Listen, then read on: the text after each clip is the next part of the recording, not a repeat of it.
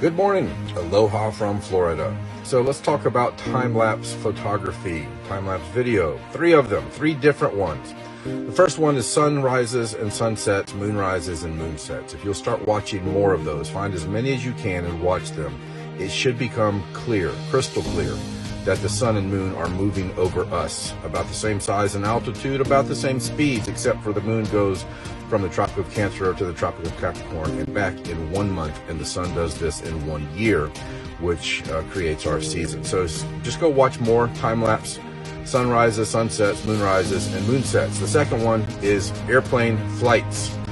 One of the super cool ones is Chicago to LA. It's like hours long in reality, but they reduce it down to about 2 minutes if I'm remembering correctly. See if you can make out any curvature.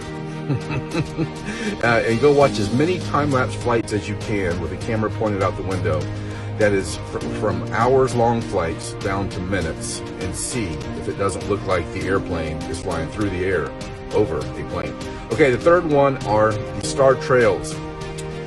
The globe belief system is that the star trails happen because the Earth is rotating. I always find that hilarious because they want to leave out that the Earth is allegedly also revolving and tilting and wobbling and spiral vortexing. So you have 4 different directions, 4 different speeds, all at the same time, and yet we get perfect cyclical patterns over our head night after night for all of recorded history. The star trails prove clearly one motion only, but they're super beautiful, cool to go watch. Go watch as many time-lapse star trails as you can find. Here's the one that's really a huge contradiction to their claim that it's the Earth rotating. Supposedly NASA took star trails from the ISS. Okay, wait a minute. The star trails are happening because the Earth is rotating. Is the ISS on the Earth? Okay, come on, think with me now. The ISS captures star trails that are exactly the same as the ones from the Earth, and we're told that the star trails are happening because the Earth is rotating. And they, like I said, they leave out that it's also allegedly revolving, tilting, wobbling, and spiral vortexing. So you can't get a perfect repeating cycle over your head night after night for all the recorded history from an object that's moving 4 different directions at 4 different speeds all at the same time. Think about it. Star trails clearly prove more motion, but these images from the ISS of the star trails? The Earth is allegedly rotating 1,000 miles an hour. The ISS is allegedly going around the Earth every 90 minutes with 17,500 miles per hour, and we see the exact same star trails.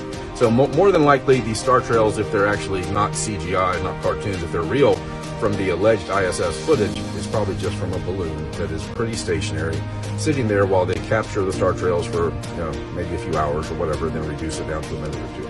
So go check out time-lapse photography, time-lapse videos of the sunrises, sunsets, moonrises, moonsets, the flights. Oh, I forgot to tell you about one of the flights. A really cool one is from JFK to Moscow. When the plane is leaving JFK, you'll see the sun setting. During the entire flight, you will see the sun and the sunlight. A little bit of time, the sun goes beyond the horizon. You won't see the actual sun, but you'll still see the daylight from the sun. And then when the plane, in this time-lapse flight, lands in Moscow, the sun is rising. It clearly shows the sun going in circuit around our magnetic center over our flat and stationary surface. So go check out the time-lapse flights and then the time-lapse star trails. These 3 time lapses clearly communicate one simple truth. The Earth is flat. Have a great day. God bless. They deceive the living dog water out of you guys. Look, they tell you that light bends and it lifts an object up to where it appears higher than it really is. Is that what's happening here? They'll tell you that, but they're liars. That's not even at all what's happening. Look, you can see the line. This is where the water really is. See, you can see in the distance, this little thing. Look, the water's really right here. It's that a refraction's causing a mirror of the sky. And they tell you the reason you can see Chicago from across Lake Michigan is because of a superior mirage called a Fata Morgana is taking place. But then you see Chicago during an actual Fata Morgana, and it looks like this. When they say it's curvature, there's all this distortion, and it looks terrible. When they say it's refraction, it's crystal clear. They'll tell you, oh, the reason you can see Chicago is because light is bending in such a way that it's a mirage. It's distortion in the atmosphere. Then you take a closer look, and it's crisp. Like, look how crisp it is. Besides maybe some wave obstruction and minuscule stuff. But that is like sharp. And then this one they'll say, oh, it's a clear day. That's why you're seeing the obstruction of the Earth. Telling you it's Earth curve. Then you get up close and you see the atmospheric compression, the distortion, the mirage.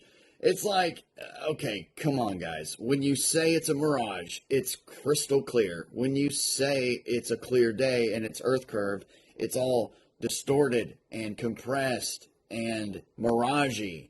So, are you just flipping the script on us? Back to the boat. I've heard modern science say that that's a superior mirage, that it's lifting the boat up, that's light bending it up, and that's the actual water line. When we can investigate, we can zoom in and actually see the freaking water line and cities in the background and whatever, and see that it's just a mirage. That's mirroring the sky, so it blends with the sky. Angel, do you have evidence of the filter you used on the video in Blitz/Markley debate? Was it in fact a solar filter? I'd love to get the specs. Correct. It's an ND 1 million. I've actually got it here. Yeah. Right here. Can't see through it. So yeah, ND 1 million solar filter. All right, there you go. You got it. I will never get a rebuttal for how I get size change and how we get size change upwards of 40%. I did explain it, Angel. I explained it today. First, it doesn't change size on the globe, and that's proof. And now it does change size 40%, and that's fine. Vertically. Wow. Because of refraction, that's expected. I turned the image. It did, and it didn't change horizontally. Yes, it did. Yeah, it did.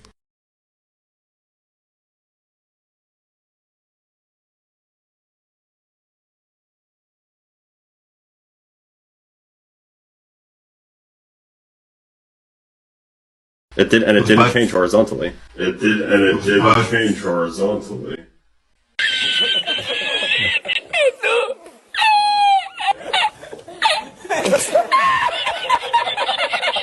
This might just be the best flat earth proof you've ever heard. What if I told you that all the world's superpowers, countries that can't seem to agree on anything, came together and signed one unbreakable treaty? Yep, they did. And it's called the Antarctic Treaty. Since 1959, no one can claim Antarctica as their own. And here's the kicker, no one can just decide to go there and explore freely. If you want to visit, it's strictly for scientific purposes, and the whole trip is tightly controlled. But why all the secrecy over some ice and penguins? This isn't just about protecting wildlife or keeping some snow pristine. Now let's take a look at Captain James Cook. He was one of the most respected explorers of his time, and he tried to circumnavigate Antarctica, not once but 3 times. He traveled 60,000 miles along the ice wall that surrounds it, and what did he find? Nothing but towering ice walls, hundreds of feet high, stretching as far as the eye could see. No opening, no way through, just endless ice. It's almost like a natural border, a massive, impenetrable wall that no one's allowed to cross. So what's the big deal about this ice wall? Well, if you think about it, it sounds a lot like the edge of something, doesn't it? If the Earth is flat, the ice wall acts like the ultimate border, one that prevents ships and planes from going beyond. Why does no country challenge it? Why does no one even try to break it? The more you think about it, the more it feels like something big is being hidden from us. Let's think about the odds for a moment. Every major power on the planet agreeing on one thing, and not once has anyone defied this agreement. No one's tried to mine resources, build a base, or claim a piece of land. It's hard to believe that this level of cooperation exists for anything else in history, yet for Antarctica, it's never been challenged. It's as if the entire world has been told you can't go there and you can't know why. And here's another interesting thought. If the Earth were flat, wouldn't the ice wall be the perfect way to contain everything? It explains why ships don't just fall off the edge. The ice wall keeps everything in and no one's allowed to cross it. It's like the ultimate border, and it makes you wonder, what are they really protecting out there? Is it just about preserving some frozen land, or is there something beyond the ice that they don't want us to see?